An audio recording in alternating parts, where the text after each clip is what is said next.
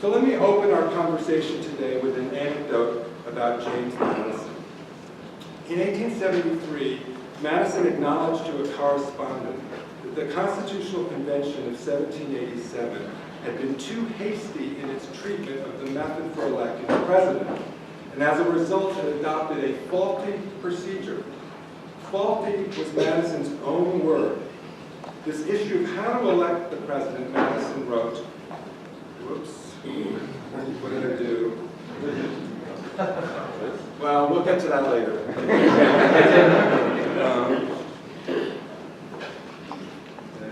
You never trust me with technology, but thank you. So faulty was Madison's own word.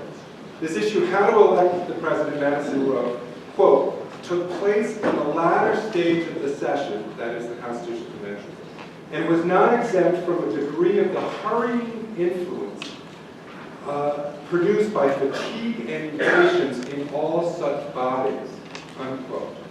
So that was a clear confession of error on the framers' part. In the same letter, Madison sketched his own proposed constitutional amendment to fix the defects that he saw. What's important now is not the details of Madison's proposal, but that he thought a constitutional amendment was necessary even after the 12th Amendment had been adopted 2 decades earlier, supposedly to solve the problem caused by the sloppiness of the framers back in Philadelphia. But in 1823, Madison didn't think that the 12th Amendment was enough. Anticipating exactly what would happen the following year in the election of 1824, Madison did not think that the Constitution had an adequate mechanism for dealing with a situation in which the nation was having difficulty choosing among more than 2 candidates. So if you recall from your high school history class, 1824 involved a 4-way split between Andrew Jackson, John Quincy Adams, Henry Clay, and a guy we've all forgotten about, William Crawford from Georgia. Anybody remember him? No, he was Secretary of the Treasury. But because none of the 4 received a majority of electoral votes, the election was thrown to the House of Representatives. But the 12th Amendment specified a one-state, one-vote procedure in the House, requiring that each state's delegation share a single vote. It was this one-state, one-vote aspect of the 12th Amendment, which had also been part of the original Constitution, that Madison especially objected to. This provision, Madison wrote, quote, is so great a departure from the Republican principle of numerical equality, and is so pregnant also with a mischievous tendency in practice, that an amendment to the Constitution on that point is justly called for by all its considerate and best friends, unquote. The nation should have heeded Madison's warning then, and we should still heed it now. Sure, we haven't had an election thrown to the House since 1824, but this faulty provision still lurks in the background, potentially to be invoked if for some reason no candidate gets an electoral college majority. But much more important, it is symbolic of the larger problem that concerned Madison, that greatly affected subsequent history and remains with us today. And the problem is that the nation still lacks an adequate method to settle on a final choice when more than 2 candidates command significant interest among voters. Now, the most vivid example of this deficiency is the election of 1912, when Teddy Roosevelt split from the Republicans caused a 3-way race that enabled Woodrow Wilson to win, when there's little doubt that if there had been a runoff between Roosevelt and Wilson, Roosevelt would have prevailed with the votes from William Howard Taft's supporters. Taft, as the Ohioans know, was the incumbent president who had disappointed Roosevelt after Roosevelt had picked Taft to be his successor. So Taft finished 3rd behind Wilson and Roosevelt. But if Taft had no longer been in the running, Roosevelt undoubtedly would have finished 1st. Now, who knows what would have happened if Roosevelt rather than Wilson had occupied the White House when World War I broke out in Europe in 1914. Some historians are willing to speculate that Roosevelt would have gotten the U.S. involved much sooner than Wilson did, would not have been the naive supporter of the failed League of Nations that Wilson was, and perhaps would have laid the foundations for a different sort of post-war settlement in Europe that might have avoided the rise of Nazism. Now, who knows? That's speculation. But the point suffices that America's method of electing its president had profound consequences for the course of the world as well as American history. We can make this same point about the 2000 election. Even setting aside the problem of hanging chads, that's what the battle books was about, there's the matter of Ralph Nader. If America had a runoff system for its presidential election, such that voters nationwide were given the head-to-head choice between Bush and Gore, there's little doubt that Gore would have prevailed. Now, we can never know what would have transpired if Gore rather than Bush had occupied the Oval Office from 2001 to 2005, and this isn't a partisan point.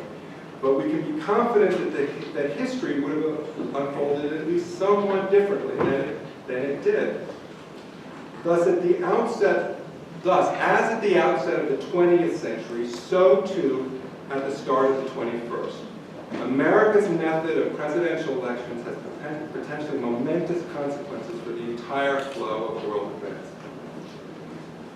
So France is among the many nations that use a runoff for its presidential election, or what is there called its two-round system. The winner of the runoff is not always the leader after the first round. In 1974, 1981, 1995, the second place finisher after the first round was the one to win the runoff. In 74, for example, France won Mitterrand led after the first round, but Valéry Giscard d'Estaing prevailed in the runoff. In 81, it was the exact opposite situation. But in both cases, the system guaranteed, as it was designed to do, that the winner of the presidency commanded support from the majority of the electorate. So France obviously is very much on our minds this week. But my point is independent of last Friday's horrific tragedy. America should at least consider whether France has a better system of electing its president than we do. I make this point not to settle the question hardly, but rather just to open up discussion. The question as I see it is the extent to which America has an electoral system well tailored to providing electoral outcomes that match the electoral preferences of the eligible voters. To invoke Nick Stephanopoulos' work, of which I'm very much a fan, and who you'll be hearing from shortly, the question is the extent to which America's electoral system produces an alignment rather than a misalignment between what voters want and what voters get. And we can ask that question across multiple domains of America's electoral system with respect to congressional elections, state and local elections, and so forth. We can ask whether particular features of America's electoral system contribute to alignment or misalignment, features like campaign finance rules, redistricting rules, voter registration rules, the things that we're going to be talking about today. We can inquire whether the degree of alignment or misalignment has increased or decreased over time. I'm sure we'll explore these many matters as part of today's symposium. Indeed, this symposium is not about presidential elections specifically, but about election law much more broadly, and it's not just about the changes we might like to see to election procedures in the future, but how our nation's past has shaped the trajectory of what is feasible in terms of the changes that might occur. From my own perspective, I do hope that as our symposium explores these broader topics, we do keep in mind the particular question of whether the system for electing the president produces alignment or misalignment. This question deserves particular attention because, as I've indicated, the consequences of misalignment in this domain are especially profound. When we ask whether America's eligible voters are getting the electoral results they want, there's no more pressing question, in my judgment, than whether the occupant of the Oval Office is the person the American electorate most wanted to put there. As this is the first panel, let me just mention a few procedures. Sometimes the moderator's job, happy job, is to introduce the speakers in the sense of explaining their backgrounds and credentials, and we have very distinguished panelists, and I spend quite a lot of time doing that. But in the interest of maximizing the amount of time available for questions and discussion, I'm not going to provide sort of normal introduction. And if you look at your program, you'll see institutions with which our guests are affiliated.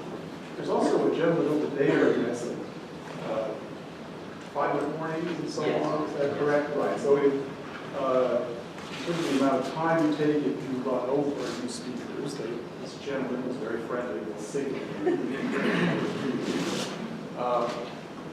And so with that, I will just get us started.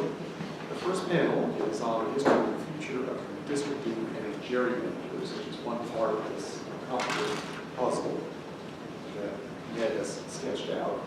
And so our first speaker is Nick Stephanopoulos from the University of Chicago Law School.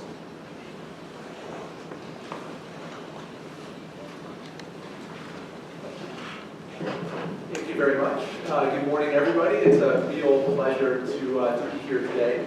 Thanks so much to the Ohio State Law Journal and to Ned and Dan and Steve for organizing this terrific event. And thanks also to all of you, to the students and lawyers in the room for coming. I think you'll learn a lot about some really cutting-edge issues cutting across the entire field of election law. So I'm going to be talking about Section 2 of the Voting Rights Act today. Section 2 is the half of the Voting Rights Act that's still left after the Shelby County decision effectively invalidated the other half, Section 5 of the VRA.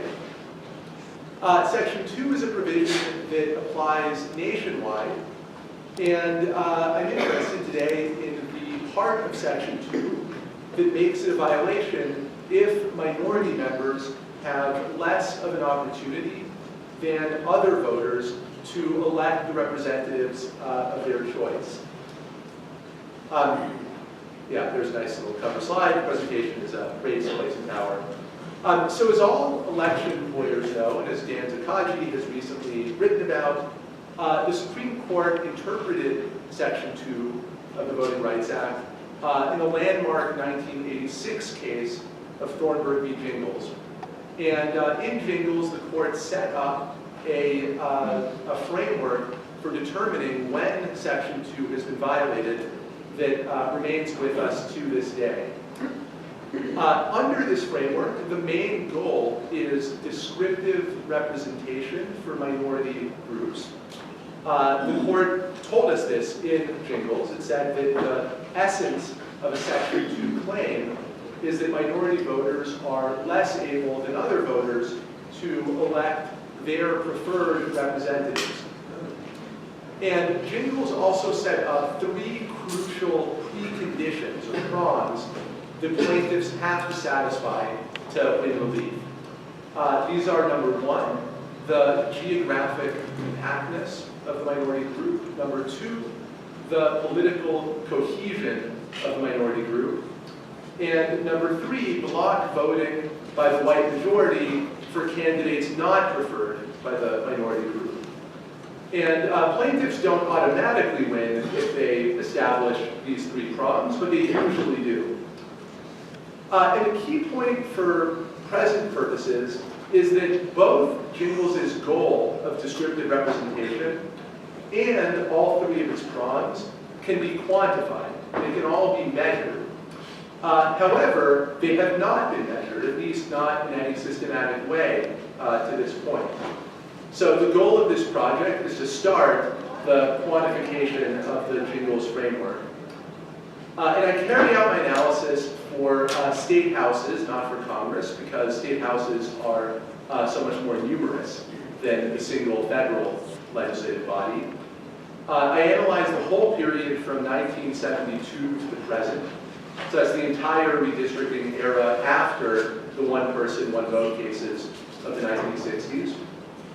And I do all my quantification at the level of the state, which is a good start, I think, but we can make the analysis even more granular in the future. So let's start with Jingles' first prong, geographic compactness. As Pam Carlin has argued and is here yet, how residentially segregated a minority group is a very good proxy for how geographically compact the group is. The court itself recognized this in Jingles. The court said that geographically insular and sufficiently concentrated groups do satisfy the prong, while groups that are spread more evenly or groups that are substantially integrated do not satisfy the prong.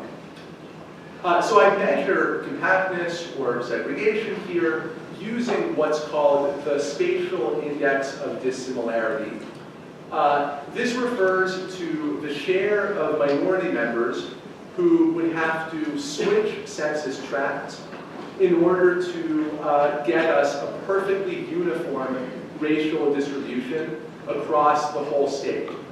And this index goes from 0% for perfect integration all the way up to 100% for perfect segregation.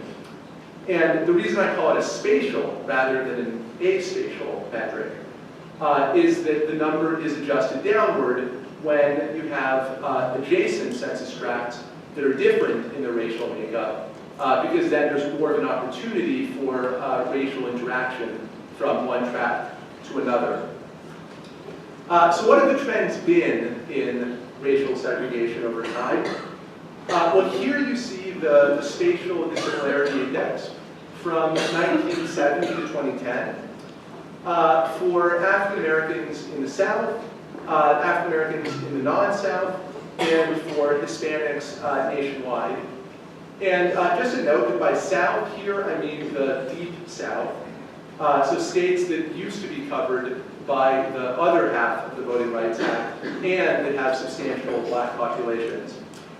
And the main points are that black-white segregation has been declining throughout the country, from close to 70% in 1970 to below 50% today. Another point is that segregation in the South has always been lower, in this period at least, than segregation in the North, or the non-South. And we also see that Hispanic-white segregation has been basically flat over time, sort of hovering right around the 40% point, despite the dramatic rise in the Hispanic population over time. Okay, the next Jingles prongs are minority political cohesion and white bloc voting. And we can analyze these two prongs together because the difference between them is what's known as racial polarization in voting.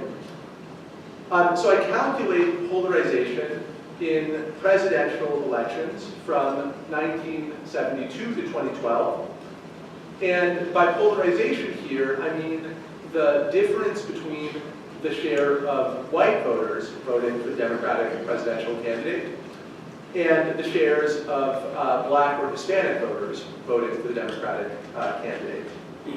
And I calculate polarization using exit polls from the states whenever they're available and have big enough samples of black and Hispanic voters.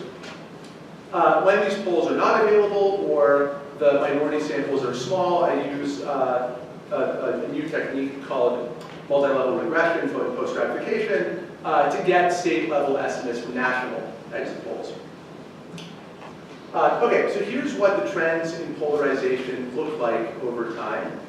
And there's several interesting points here. One is the quite extreme degree of black-white polarization. So polarization between black and white voters is usually over 40% in the non-South and over 60% in the South. This confirms work by Steve and by Nate that also finds that black-white polarization is high and stable. Second point is a consistently lower level of Hispanic white polarization. That's at more like 25% over this period. And a third point is a gradual decline in polarization if you squint a little bit in the non-South and among Hispanics, that then reverses in the last couple of elections, where we see a rise in polarization basically everywhere. Okay, next I want to turn from the prongs of the Jingles framework to the main goal of Jingles, which is, again, descriptive representation for minorities. Jingles actually uses the phrase, the election of minority-preferred candidates. But as the court has recognized, that's almost synonymous with descriptive representation because both minority and majority voters usually select members of their own race as their preferred representatives, in the court's words. So I use a variety of sources to track the proportions of Black and Hispanic State House members over the last 40 years. This kind of thing has been done before at the congressional level, but not at the state legislative level. And I then use the data to see whether jingles affected the relationship between segregation and polarization on the one hand, and descriptive representation on the other. So here are the trends in Black and Hispanic State House representation over time. You can see a slow upward trajectory for Blacks in the non-South and for Hispanics over this period. And you can see much more dramatic gains for Blacks in the South.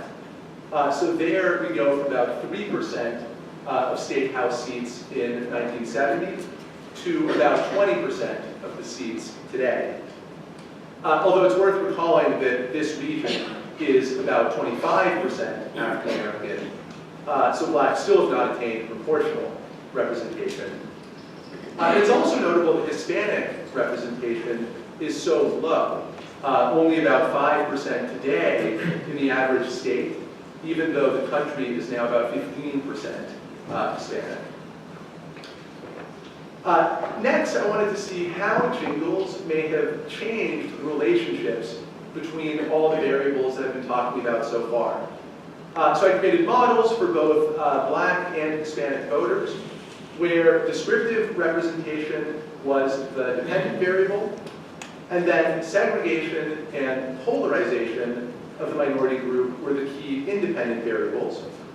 And I included controls for minority population size, the average district size, coverage by Section 5, and the use of multi-member districts. And I also included fixed effects for years and states. And here you see the results for segregation. And the main point is that for any given level of segregation, there's a big jump in how much representation it gets you from before jingles to after jingles. And this holds true for both Blacks and Hispanics. And the results are especially dramatic for Blacks who live in more segregated states. So before jingles, Blacks who lived in states with segregation scores around 70% only got about 5% of the seats in the State House. After jingles, this percentage shoots up, doubles really, to about 10%. Here, similarly, are the results for polarization. And again, the increase in minority representation for any given level of polarization is clear. And it applies, again, to both Black and Hispanic voters. Jingles seems responsible for something like a 2 to 3% rise in descriptive representation at any polarization level. Okay, and the last variable I talk about now is substantive representation. This is the degree to which minorities' policy preferences are advanced by the legislature as a whole.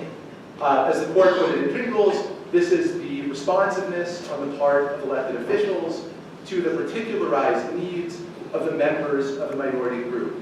And this is not the court's main concern in this area, but it is something the court cares about to some degree, and it's something that certain scholars, like Rick Pildes, care about a lot.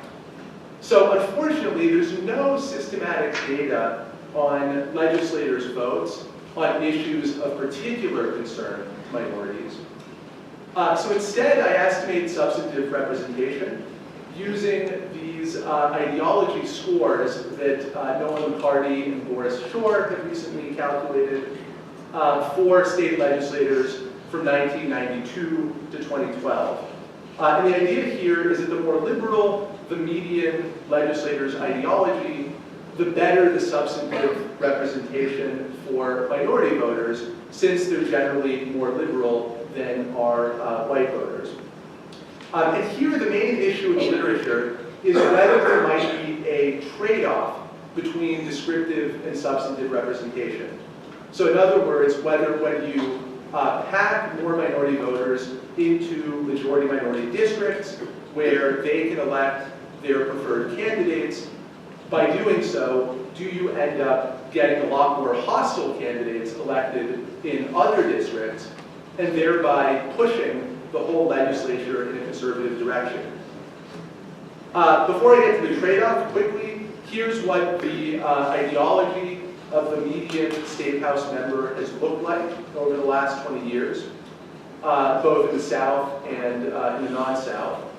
You can see a big divergence over time. Southern legislatures are getting a lot more conservative, whereas non-Southern legislatures are hovering pretty much where they are.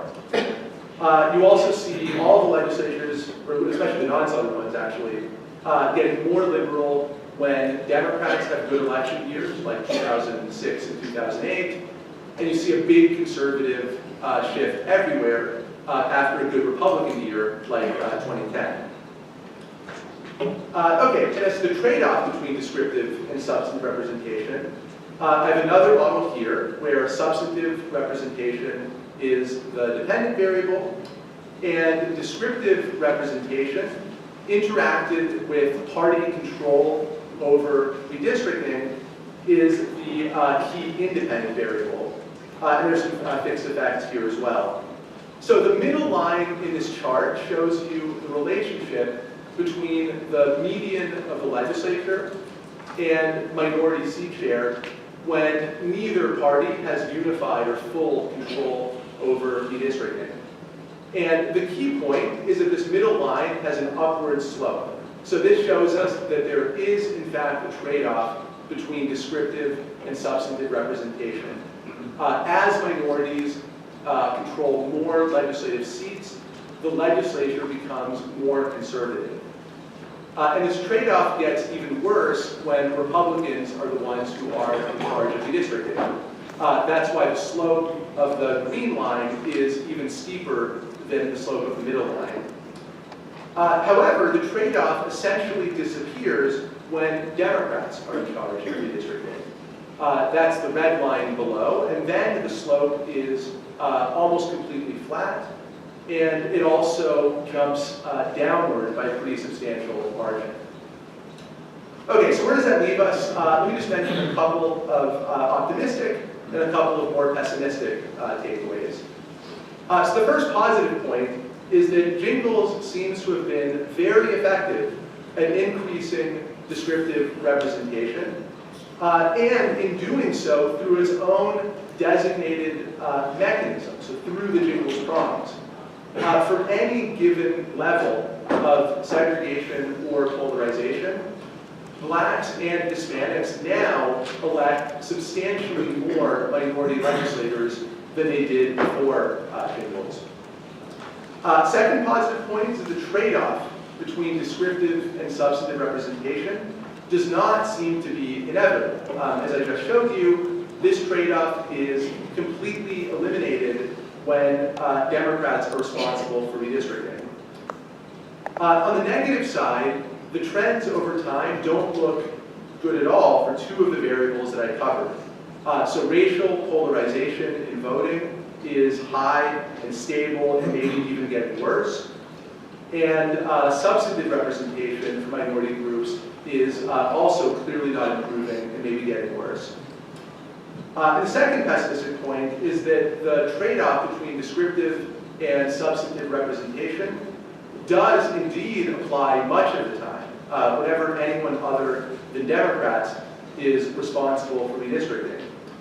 And so that means that the really difficult dilemma of what kind of representation minorities ought to prioritize very often cannot be avoided.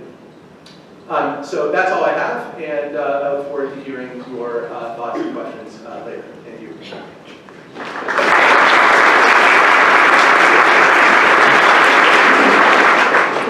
So up next is Creighton.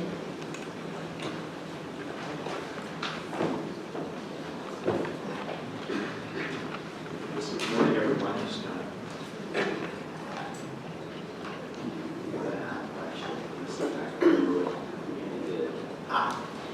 Good morning. I want to thank all all the people who were thanked a little earlier, including, of course, Dan and Ned and Stephen, who really have, in my view, done really what I think a lot of people have followed, is establish an institutional anchor for the study of a lot of these questions, which I think is really important and a really great template for, I think, what most other universities have done.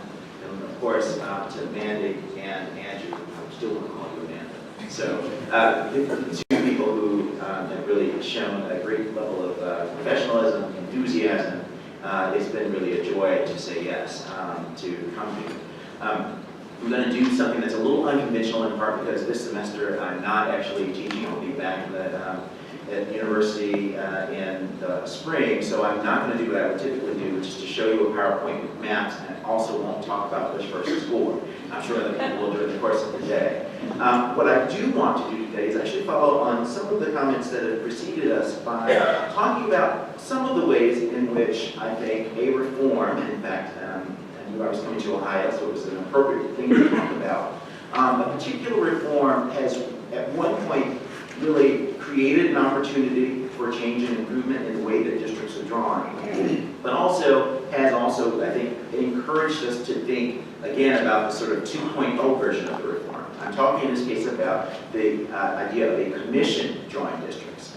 So one of the obvious benefits that many people who promote commissions want to incorporate into the system is a sort of move away from the sort of hyper-partisan, right, heavily personal at times, district drawing that usually creates this disjunction between what people at the polls suggest that they want and ultimately what comes out in terms of the election outcomes. Now, in political science, this is an old view. Unfortunately, courts haven't really understood that there is a distinction between seats and votes that sometimes can be measured and assessed. But that's really one of the, at least, advantages that commissions talk about. What I want to say, before I get into the thick of this, is to give you a general sense that, and I think Ned's comments were really helpful in talking about it, you can introduce a reform that actually incorporates a lot of advantages, but it can also create challenges that need revisiting and sometimes retooling. And the challenge usually with reform movements is that second wave of tweaks and changes is usually harder than the first. And so what I want to encourage us to think about, again, you guys are now new to the independent commission game, is to think about ways in which, in practice, there are going to still be challenges, some which might be, let's say, attended to in a practical sense on the first iteration, but that might ultimately be improved by actual continued reform. And I'm talking in part from experience.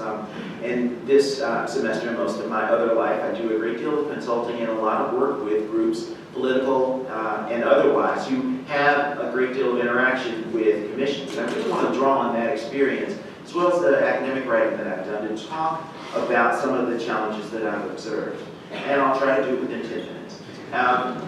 What I thought might be helpful just to start, and again, this probably is stuff that those in Ohio have probably heard a lot about. We're now at a pretty interesting moment in reform with respect to commissions, and essentially about half of the states in this country have some form of a commission that does some level of district drawing for some part of the state legislative process, either for state legislative districts or in congressional districts. There are about 6 of the states that actually have full and complete ultimate authority to do that, absent anybody else's preferences. That number's growing, and a number of states are considering adopting those plans. Now, the first time I had a specific involvement in one of these processes of reform was in California, when some people came with a bright idea to put a ballot measure before the people to adopt one of these plans.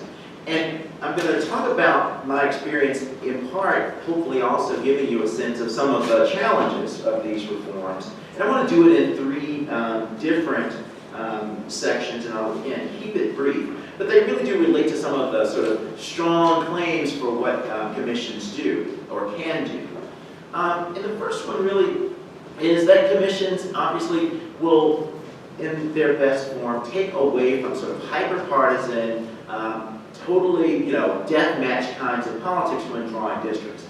And in general, that's true when commissions are taken out of the legislature's, firm control and given to a group of people who, let's say, don't think about politics all the time. Now, commissions come in different forms, those where politicians choose the people on the commission, or versions where either a nonpartisan actor makes choices, or indeed there's a lot of choosing either average citizens or staffers to do it. What I want to suggest, though, is that this conversation about independence and nonpartisanship does not necessarily lead always to what might be described as neutral decision-making. Right? We often want to conflate these considerations, but they're not always the same. And I'll just give you one specific way in which sometimes commissions don't actually meet that expectation of, what I would describe as neutrality. We often talk about the choosing of these members on commissions as being a really important part of the process, and it is. But then there's the point of whether or not those commissioners can stay of their own volition. There have been commissions, there are those out there where political actors not only choose who can be on the commission, but they can choose to disappear them on the commissions. And that actually creates a good deal of, chicanery, tomfoolery when you get to decisions that maybe politicians don't like. I won't name names of jurisdictions, but it can sometimes happen that when a decision is taken that is unfriendly to the interest of a political actor, that person who is on the commission somehow is sick or has an emergency and doesn't show up to make decisions going forward. Not only is that troublesome, of course, from the perspective of that commissioner's longevity, it sends an important message to all the other members on the commission. And so a difference exists between a commission that has full independence, once they're on of their own volition as long as they wish to be, and those where their longevity is largely based on essentially the pleasure of their appointing authority. So there are a number of other issues that come with that. I just wanted to highlight that as one of them. Feel free to ask me about more later. The second warning is this notion about transparency. That commissions, generally speaking, are thought to be better than the average backroom dealing that legislatures engage in. Right? That you have the public available and present and speaking about all the things that they want. The commission listens intently and tries their best to try and consolidate these viewpoints into a plan that follows some stated objective criteria and that gives the public a sense of confidence that what they've done reflects the public's wants and desires. That doesn't always happen. In fact, I think it rarely happens. Actually, this is probably one of the most challenging and troubling parts of how commissions do their work. Much as legislatures do, criteria usually are laid out, but the politics of commissions usually is rank ordering said criteria. So for example, compactness is usually something that comes up. Nobody really defines compactness. There are about 4 or 5 different ways to do it. But to use that and then this question of compliance with the Voting Rights Act, they talked a little bit about it earlier, that's a fairly hazy concept, not only for the reasons that Nick mentioned and the lack of quantification in some of these measures, but because the Supreme Court is all over the map sometimes about how to interpret the Voting Rights Act when it comes to a lot of these new challenges. I'll get to that in just a moment. The point I'm making in this is that the commission actually has to do work in rank ordering them, and usually commissions tend not to. They do the kitchen sink version of this, which is to say, we'll take all of this into account, we'll report back a decision. Another problem with commissions at times can be that the report itself doesn't easily trace the dots between input and output. So what you get is the absence of what most administrative law scholars will tell you is usually a requirement of a commission or an agency in the administrative law context, that there is an explanation for the reasoning behind a decision taken, particularly when the reasoning doesn't necessarily match up with the input presented by the people who show up and the public can say what they want. So this concern about transparency doesn't necessarily lead us to sort of do away with what commissions do, but what I want to suggest is that transparency as a concept or aspiration does not always lead to clarity, nor does it always lead to confidence in the result. There's more that has to be done. And then finally is the question that I said I would talk about a little bit involving the Voting Rights Act, something that I deal with a lot, and that's this question about efficiency. And this comes up a lot in the law, about how reforms can make life a lot easier, can take disputes out of court litigation, which usually is time-consuming and very costly, and try in a very uniform and somehow, we think, civil manner, come to a consensus-based decision. And that can sometimes work, But what it often depends upon is expert advice. And this is where I think commissions actually face their greatest challenge.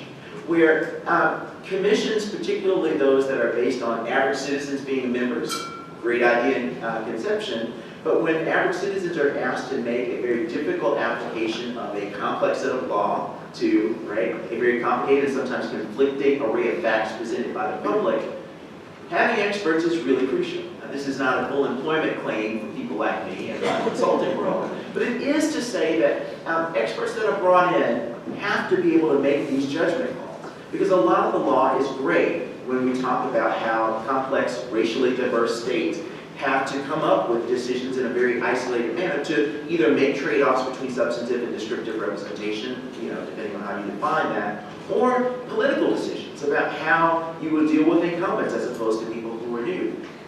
In my particular experience, one of the most significant challenges was dealing with 3 or 4 different racial groups in the state of California. All of them had reasonable claims to getting increased representation in a certain part of the state, and frankly all had valid legal bases for making that argument. The problem is that the law really kind of points this way in how to resolve those claims. Experts can sometimes give you the rote answer, and the rote answer can sometimes be the answer that actually lands you in court. Now, as it turned out in my experience, the groups that had these conflicting claims themselves worked this deal out independently, totally permissible within the rules, that helped the commission along.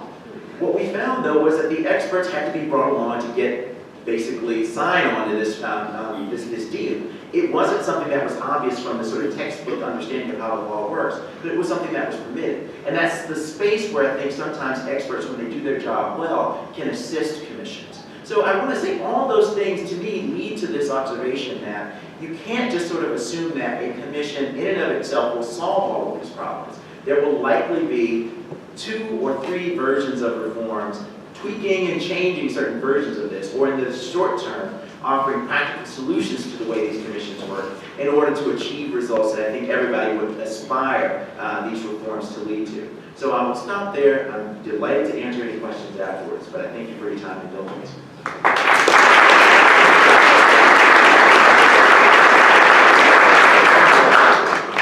Next up, we've got Steve on stage here.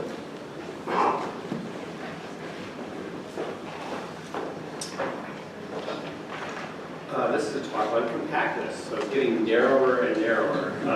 In 1814, Gilbert Stuart, who many of you who like Federalist era art may know from his paintings of Washington and other famous luminaries of the time, drew a cartoon parodying the districts drawn by Elbridge Gerry and the Massachusetts State Legislature. The cartoon appeared in the Boston Sentinel. And Stuart had put claws, wings, forked tongue on a salamander-shaped district that ran from the New Hampshire border up around Cape Ann, all the way around down to Salem and Danvers. And the district, the cartoon, came to be known as the gerrymander. America has since struggled to contain that beast, and it's been 200 years. This paper puts forth a simple criterion for determining what may be an unacceptably ugly district. A standard we think we can easily implement to guide legislatures and courts, and that's been a particularly difficult problem. The appearance of districts, their geographic compactness and coherence, has long been one of many criteria for districting in the United States and other countries. Other criteria, as we've heard, include communities of interest, such as local economies, party fairness, racial representation, and incumbency. And those drawing districts have to attend to all of these criteria. Some states even put this explicitly in their laws. It's worth reflecting for a moment about why compactness might be particularly important or instrumental for coherent districting. I think the most commonly offered explanation is that compact districts are easier to represent. It's easier for the legislator to travel his district or her district. It's easier for the legislator to communicate with people. It's also easier for people to get to their district and to their district office and to think about what their district is, what it represents, who they want to represent them as a community, not just as an individual. In addition, we think of compactness as desirable for the representation of local communities. We have an idea of representation that's tied to individuals, individual voters, but there's also an idea of representation in the United States and Britain and other countries that rely on systems such as we have, that representation represents communities. It represents the relationships among people in local areas, and those communities tend to be more compact areas. As we heard some of the comments on the local segregation and integration of people in specific areas. And finally, I think compactness is an important standard because it's a constraint. It's a binder. It's something that we can impose on the person drawing the districts that prevents them from doing certain manipulations that are suspect inherently. What are the standards for compactness? Well, there are a lot of legal standards for compactness, it turns out. The United States apportionment acts going back through the 19th century often had compactness as one of the criteria for drawing congressional districts following reapportionment every decade. That was dropped in 1941. But many states have picked up compactness as a criterion in state constitutions or in state statutes concerning redistricting. I think one of the most interesting cases, one that many of my colleagues and I were involved in, was the redistricting tussle in Florida, where the state constitution was amended to include a whole host of criteria, including contiguity, compactness, respect for local communities, no racial gerrymandering, no partisan gerrymandering, no favoring or disfavoring incumbents. The court has even tried to weigh in or wade into the question of what is compactness and trying to develop a legal standard or criterion for compactness. I think most famously in Shaw v. Reno, but it's been a kind of confounding area for the courts. They don't have very good expert guidance, and ultimately they've come down to a standard of we know it when we see it. There's not really a good, clear legal criterion for what counts as a non-compact or ugly district. I'm a social scientist, I'm a political scientist by training and profession. And in my discipline, if I look closely at everything we have done, and allied disciplines, mathematics, applied mathematics, statistics, it turns out that there is no criterion or threshold for a non-compact district. We cannot use any kind of measure and say, this is a bad district, this is a non-compact district. And there are a few reasons for this. One is there are many measures of non-compactness, as was just mentioned, because it's actually a complicated concept. If we think about what a non-compact shape is, just imagine some ugly-looking shape in your head. There are many things that make that non-compact. It might have a jagged perimeter, might be splayed out like an amoeba. There's so many different aspects of that, and the different concepts to measure compactness have captured various of these concepts. There are dispersion measures, there are perimeter dispersion measures, there are population dispersion measures, but there are no statistical standards for what's not compact. And lack of a quantitative standard makes it hard to get past the notion that we only know non-compactness when we see it. Ugly is in the eye of the beholder. So this paper actually takes this concept and turns it inside out. We use the original gerrymander as the standard for compactness. If that was the definition of a gerrymander, let's compute the properties of that district and apply that as the criterion. My colleague Max Palmer and I have collaborated on this project. We've calculated the compactness of every congressional district in the United States since 1790 to the present, and compared them to the original gerrymander and its characteristics along various dimensions. And what we've discovered is that approximately 20% of all districts in the United States throughout history are less compact than the original gerrymander. Compactness problem has gotten worse since the 1960s and the apportionment and racial redistricting revolutions that occurred. And they got worse again after the 1990 redistricting.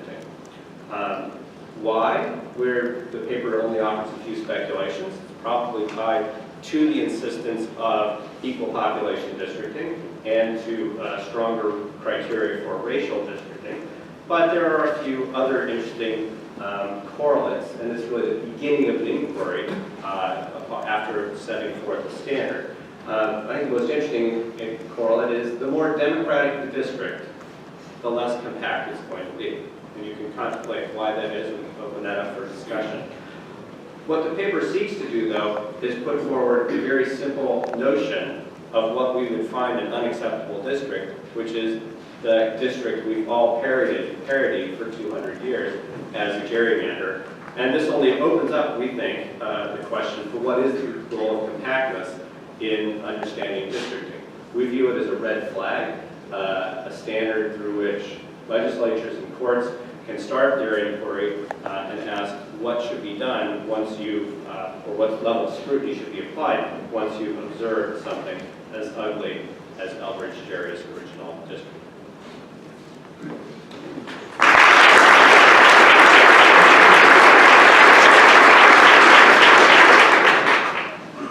So the next phase of this, in terms of with the cognitive ordinance, is to give the panelists a chance to comment on each other's presentations, if they'd like to do so, and then we'll open it up to questions from the group. So the gentlemen, do you have any comments about the other person's presentation? Observation, comment, question for Corinne, which is we saw 3 big reforms this last cycle. One in Florida, where the state passed an initiative to impose criteria on the state legislature, but left the legislature in charge of districting with constraints. One in California, which created, many of my colleagues, when I talked to them before it got implemented, a system that was seemingly doomed to failure. And one in Arizona, which was a more traditional bipartisan commission. What's your assessment of how each of those 3 reforms worked? What's the criteria you would use for assessing what worked and what didn't work? And given those lessons, which way would you think is the most fruitful direction forward for improving districting through these new ways such as commissions? I just can respond now. Thanks for the question. And I guess, so as not to take too long, it's a really helpful way of thinking about it. The short answer is I actually think that each of them has been more or less successful in different respects, but not necessarily because of their inherent design. And that actually really was the point I wanted to emphasize in the talk, which is that I think when, a state decides to take a certain model for pursuing district owner, thank you. Hopefully this is better. When the state decides to take one of these approaches, they take on, the sort of challenges and advantages of doing it as well. I saw the green light, I don't know. Yeah, and I'm not sure why, sorry. In any case, I'll maybe speak back, hopefully it'll help. So of the 3, I know the most about California is just because I did a lot of work with groups affiliated with them, both at the beginning of the formation of the concept and in the implementation. But I also know enough about the others to say I think they did serve as important constraints in some of the ways I think that a lot of the designers had hoped. So in none of the states, I think, did legislatures run rampant and find weird ways around the established process in order to get everything that they wanted. Now there are some critiques of California's process that said they did it by other means. I think even under California's approach, there was still fair on the development of these plans such that some choices were made that totally didn't reflect what legislators want. And then you have other reforms like I hate to call it the all-in primary, I'll call it, that made it more complicated. But what I guess I would say in all 3 instances is true is that the people who are engaged in trying to give their interests over to actually get something different than what the legislature produced found ways of making those things known. And so if I, were giving a model, I don't know that I would give you for, the average state a particular way of doing it. I don't know that there's a perfectly right way to do it. But what I do know is that when you create these opportunities, you have to make sure that you solve for some of the deficiencies. So whereas Florida's, challenge might raise some issues for people who have real skepticism about the state legislature, the state Supreme Court did a pretty decent job, at least, of clawing back some of the excesses. And in California, the state Supreme Court actually did play a role. It was a supplemental role because a lot of the work was done at the Citizens Commission level. So I guess I'm not necessarily of the view that there's a one-size-fits-all silver bullet argument, which I'm sure voting rights scholars here will appreciate. I nonetheless think that you do have to, whatever the choices are that you make, recognize that it's imperfect, and even as a practical level in the first instance, or perhaps in a reform level 2 or 3 cycles down the road, you need to solve them. I have a question for Steve also. So John Hardy, the famous legal scholar, once said about the one person, one vote rule, that administrability is its long suit, but it's unclear what else it has going for it. And so I want to ask sort of a variant of Yuli's question with respect to the quantification of compactness. That we can measure compactness very rigorously and systematically, but why should we? What's the underlying normative value of compactness? You can have non-compact districts that are congruent with underlying communities of interest, or that are congruent with weird-looking towns or counties. You can have compact districts that are perfectly consistent with a very high degree of partisan advantage for one side or the other. Since compactness does not necessarily correlate with other values that we really do care about in redistricting, why, beyond its openness to quantification, should we focus on this particular criteria? So the paper's not advocating for compactness, but I think it's 30 states have compactness in their law and no guidance as to how to actually implement it. Some actually cite specific measures, like you have to use the REOC measure or the Pulte-Popper measure, but they offer no guidance to the courts or to the state legislature about what counts as non-compact. So there's an immediate, specific administrative objective. But compactness is also generally embraced in political geography, the whole field, as a kind of criterion that's a traditional criterion for districting. And finally, people, when they look at non-compact districts, think, ooh, that's ugly, so what's wrong? And it's really that more gut instinct that we want to find some guidance for. At what point? Because, so if we take past court cases as our guidance, then the Shaw District, North Carolina 12, is acceptable. But anybody who looks at that says, no way is that a compact district. Now, that might mean you look closer at it to say, oh, is it connecting certain communities together? Is there some integration to it? It's more of a constraint and a red flag as a quantity, and the need for that quantity is to guide the legislature, the court, and also to constrain the districtor. So maybe it's my turn to ask you a question. So there are a few things that come up in the graphs that you offered. I wanted to at least get your sense of this one variable. I see at least the implication that there is a relationship between the manner in which districts were drawn in the 1990s. This is an ongoing conversation. Some of us, argue about that vehemently.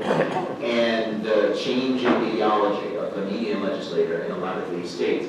I wonder to what extent you think some of that, or how much of that, might be attributable to other drifts among white voters that don't have anything to do with districting. Is this a story that is primarily driven by this changed application that Jingles brings into the law, or do you think there's something more sort of global that's happening in the region in particular?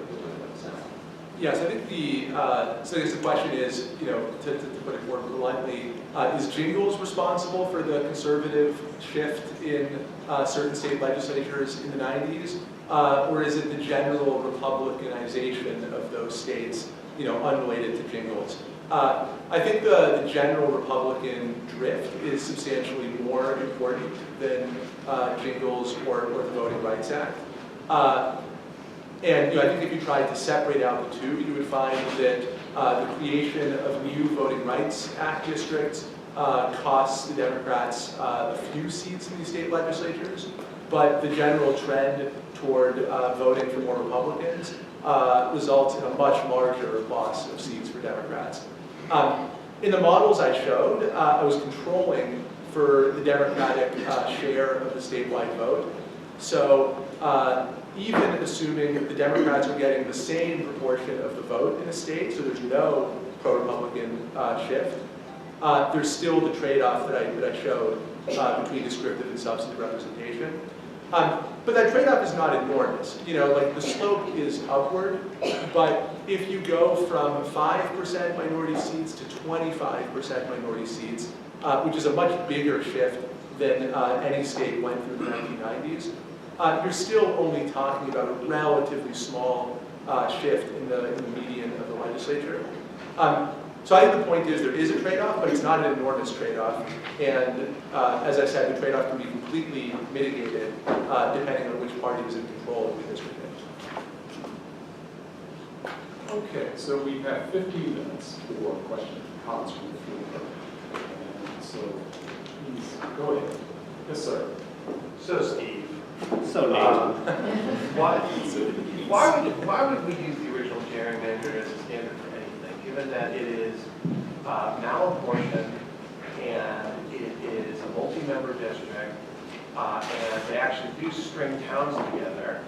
And even so, when you use it as a standard, it's still assuming something about the relevant measure of compactness being superior to other kinds of measures, right? And so, I don't know, I mean, maybe in the end it's just saying, again, I will, I'm trying to find some baseline if we all agree that that's a misshapen district because it looks a little bit like a kind of clamshell with a foot going down, I guess. That's not compacted, and then we'll use it to judge some of these more recent districts. But given the features and the context in which it came out, why should that be the touchstone? So the idea is, can you think of something where there's obvious political manipulation, that everybody agrees there is political manipulation, and the result was an ugly district? Right? So we can discuss other ugly districts over time, but that's the definitive one. That's it. If there's one district, it got the name. There are districts in England and so forth that have that. Now, what about those other features of that district? When before the districting cycle started, I took my students to get trained on Maptitude software, and we went in there and we drew Massachusetts districts. We had a great deal of fun. Like I drew one district that went all the way around the border of Massachusetts, and I almost got all the way around it. I almost got one congressional district that way. But I put in the original gerrymander, and it almost is a legal district. So you could easily put it in there, and we see districts that look like that all the time. It's basically an L-shaped district, and so we see L-shaped districts all over the place. And they're usually going around something, they're trying to avoid something. And it's not even the case that the reason that district per se was the reason for the gerrymandering, right? Or was what they were trying to get that district, but they might have been getting some other objective in some neighboring district, and the result was this was the remainder. So sometimes looking at things that are the remainder districts are just as interesting as looking at the question district. So the idea is there was manipulation going on, everybody agrees there's manipulation going on. What was the result? Everybody agrees that the result was an ugly district, so let's start with that. There may be other districts that are worse or more compact than that, but that's why we started with that, because it was the argument. Other questions? Only if they're not. Straight back. Yes, sir. Mr. Stephanopoulos, what happens to your metric voting in the legislature and the interests of certain districts where the Speaker of the House or the President of the Senate refuses to put on the floor anything he doesn't have a majority or she doesn't have a majority of their caucus to back? Does that just totally undermine that metric? Yeah, so that measure is not my measure, and I'm borrowing it from some political scientists on faith. You're pointing to a well-established critique of those legislative ideology measures. The critique is basically that the measure, the bills that people vote on, which then produce the metric, are endogenous. Nobody comes from outside the system to say, you all have to vote on the following 100 items. Instead, the party leadership chooses which bills are going to come to a vote. And so, it's those actual observed bills that produce the ideology scores, not some perfect external sample. That's an unavoidable problem here. I haven't studied the literature on these ideology metrics to know how serious a problem that is. These measures are extremely widely used for Congress and for state legislatures. So, at least the availability of the data has made it very common to be applied. I don't know how serious this endogeneity problem really is. Other questions? We've got, Steve, go ahead. So, Stephen, you observed that compactness had been written into federal law until I think 1941. I'm just wondering, as a matter of history and trajectory, what might be said about the removal of that criterion at that point, at that time?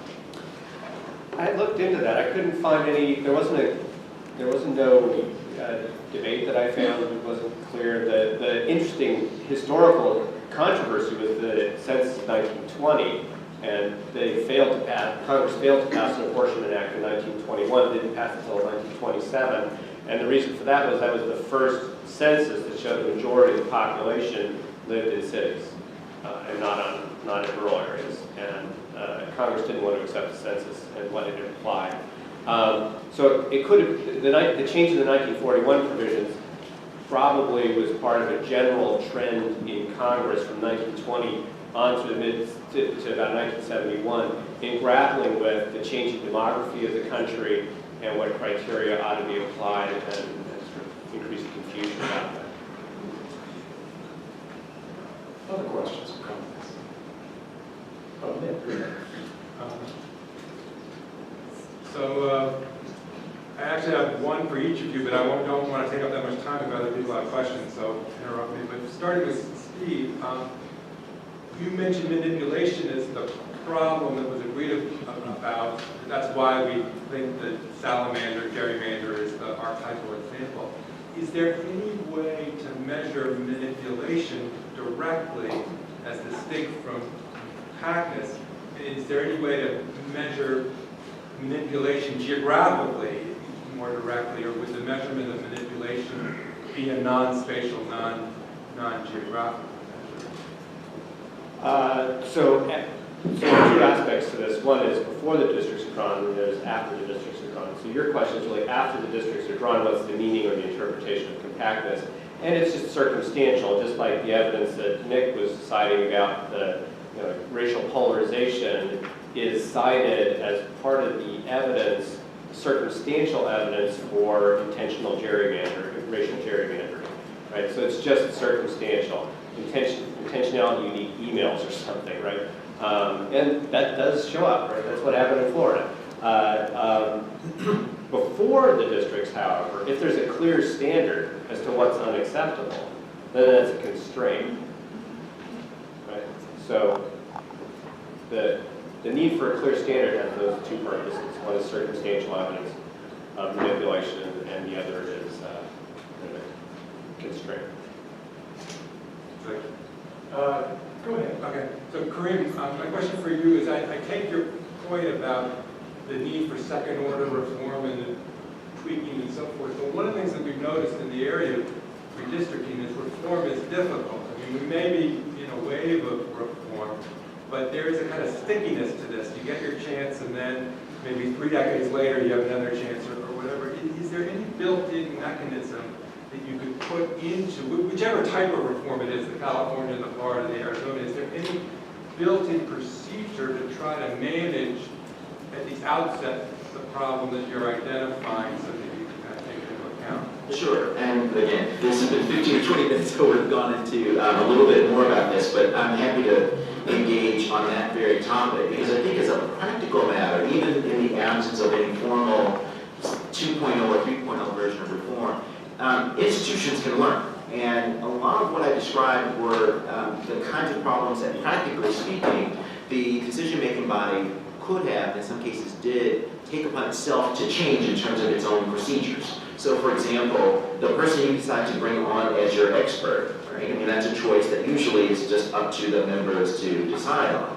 There's a difference between, without getting into too many specifics of the examples, but there's a difference between choosing a group that happens to have a Democrat and a Republican who may have done one election law case, right? Brought on as your expert, and someone who has thought about how this works in, 3 or 4 different iterations of a commission in the past.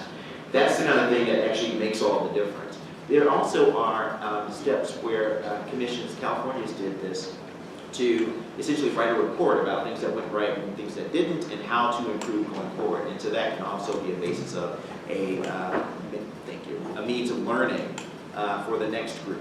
So even absent some actual step by the, let's say, the people in a public ballot measure for the second or third time, because I take your point, the commission can actually do a lot of its work in sort of improving its process going forward. But that's not always a given, and I think it has to be an accepted part of the goal.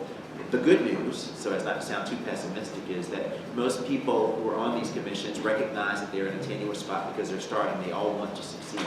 And in most cases, there's a shared sense of trying to improve the opportunities for the next people on the second or third time around. Any other questions or comments? It's Franklin, please. Yeah, I'm wondering to the effect that compactness matters obviously as much as party indexes that are far more predictable, and the ability to purge voters. If you look back at between 2000 and 2004, 96%, nearly 25% of every voter in the Cleveland, city of Cleveland was in fact purged, and by lawful means. In those cases, isn't that, does the compactness matter, or the ability to manipulate a few key leverages under the law, which often end up in court? I mean, it's going to depend a bit on what the state law is or the federal law you're acting under. And again, there's this activity before, like who's drawing the districts and how they're constrained, and the activity after, and how clear the standards are. So in the Florida, the reason I keep bringing up Florida is it is the most aggressive state in terms of criteria. It says you can draw no district with the intent to favor or disfavor any party. You can draw no district with the intent to favor or disfavor any incumbent. You can draw no district to reduce the voting rights of minorities or to reduce their representation. And then, after those, like no state has those criteria, then they say, and you must draw compact districts, and you must minimize crossing of county and city boundaries and so on. So compactness is a separate standard within there. It's a separate constraint. They call it a tier 2 constraint. But it does give evidence of manipulation. So the ugliest districts in the legal fight over that map were the starting point. And the courts in implementing that law, even though that was a tier 2 criterion, they started with compactness and district crossings. So their way into this was, what does this map look like? That's how they started to do their facial review, because it's literally like, what does it look like? So I think it's a very important intuitive criterion for judges, much less sensitive than starting with party manipulation. Now, if I'm drawing the districts, you can pull up, I don't know if any of you have ever used any districting software. If you're interested, there's a great free online app called Dave's Redistricting app by Dave Bradley from Microsoft. You can draw the districts for your state, and you can pull in all sorts of information, such as the Democratic vote in different offices. It's a tremendous tool. It's a great teaching tool, great learning tool.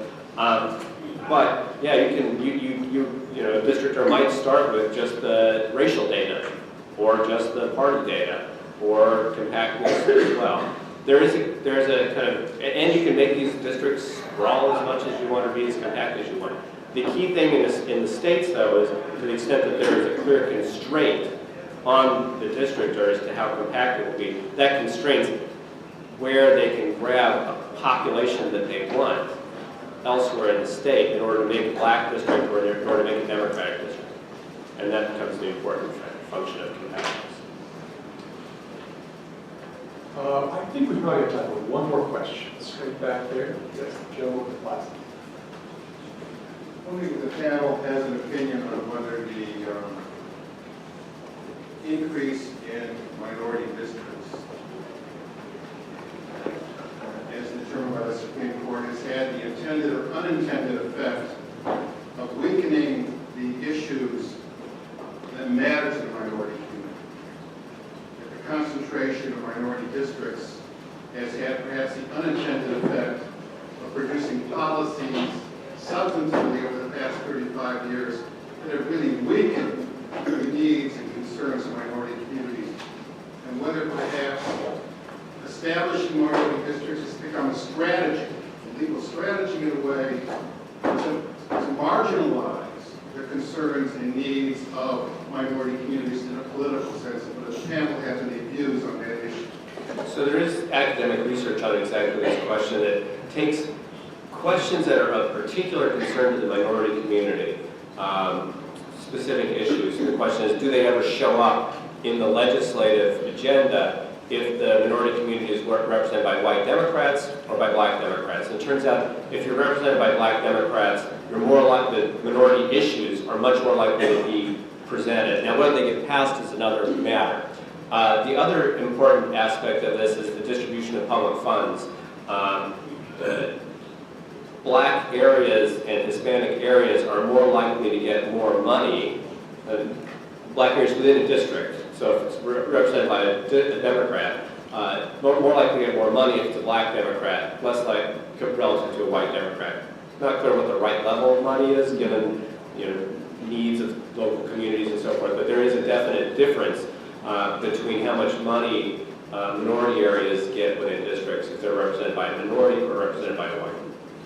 And I would throw in that, so I identified a moderate trade-off between minority descriptive and minority substantive representation, and that's consistent with what previous political scientists have found. So there's work by Epstein and O'Halloran, which also finds basically the same exact trade-off, that as you increase the proportion of minority legislators, to do so, you have to concentrate minority voters in a relatively small number of districts, and that results in a relatively larger number of adjacent districts becoming more conservative and electing politicians who, once they're in office, are not receptive or not responsive to minority concerns. What I consider the takeaway from my analysis here is that, yes, there is this trade-off, but it's not a massive trade-off. So, I certainly would not blame the Voting Rights Act for the Republican takeover of southern state legislatures. Much bigger forces than the Voting Rights Act, I think, are responsible for that. So the trade-off you get is, really kind of at the margins. It's not a massive trade-off, and since you can eliminate it altogether, if one party is, Democrats are doing the redistricting, it's also not an inevitable trade-off. So I think it's worth paying attention to this possibility that descriptive and substantive representation are not aligned. But I wouldn't focus too much on it because there are bigger picture factors that are also driving the kind of policies that we see coming out of legislatures around the country. Let me just make one point about this, and I think I wouldn't necessarily disagree greatly with what has been said, but I think two pieces of this are important to keep in mind. One, I think the genesis of the policy, I wrote a dissertation about this, the genesis of the policy was responding to a problem of a lack of any kind of representation, substantive or otherwise, for minority communities throughout the country. And so to the extent that there is an upper limit where it becomes a decreasing level of benefit, I think that is true to some degree. But I think what's also true, and it's an element that hasn't really been talked about too much, is we aren't getting very clear answers from the court about how to engage in this. On the one hand, there's a clear statement from Congress that we need to do things that improve the opportunities for minority groups to get representation. I think Nick and I may quibble about what descriptive representation means. I think that's a little troublesome to distinguish those two in in just the fashion that political scientists typically do. So I take your point coming from the research. But the other problem is that the court has also told us, well, we can't take race too much into account, and when we do, we offend the 14th Amendment. And so legislatures are typically faced with this problem of trying to hit right in the sweet spot of not getting sued by minority communities for doing too little, and not getting sued by other communities, and sometimes minority communities, for doing too much. And what we're now facing really is, in the next, I'd say, year or two, the Supreme Court under Justice Roberts, or Chief Justice Roberts, telling us whether they meant what the Rehnquist court said when it created this Shaw standard that says don't take race too much into account, or whether they think it's different when a Republican legislature does it, making all of these trade-offs much more blatant than I think not just a Democratic legislature might, but even an independent commission might. And I think that's really the question. What does law mean in this area where we're dealing with the application of voting rights in a world where we also think that race should at least be the fundamental way in which districts ought to be drawn? Great, thank you. We're out of time for this session. Please join me in giving the panelists a round of applause.